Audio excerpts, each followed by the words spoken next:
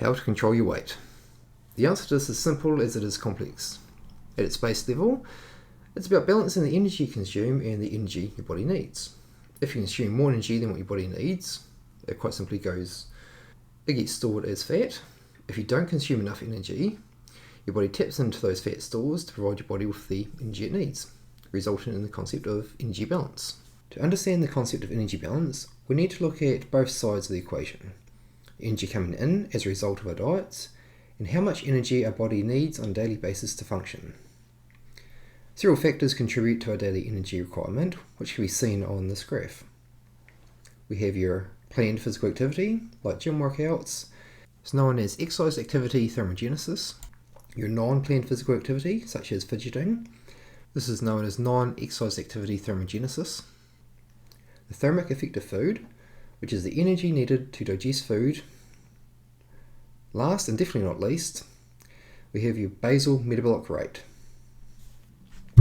In essence, this is the energy your body needs on a daily basis just to function.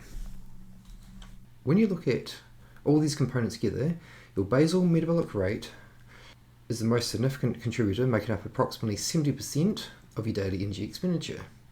So to better understand daily energy expenditure, we'll first look at the most significant contributor, your basal metabolic rate.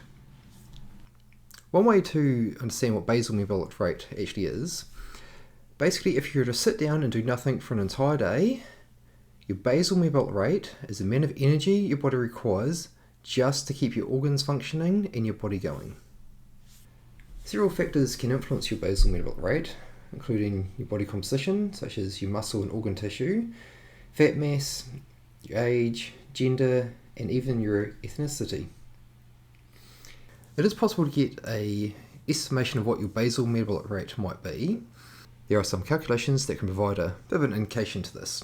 These calculations take into account your age, gender, height, and weight, and then estimate what your basal metabolic rate might be. Even though the accuracy isn't 100%, it's at least a good starting point.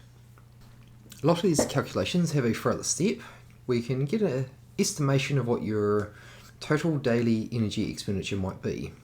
This additional part of the calculation is done by multiplying your basal metabolic rate by a given figure based on what your physical activity is throughout the day. The goal is to estimate the impact on your daily energy expenditure from aspects other than your basal metabolic rate.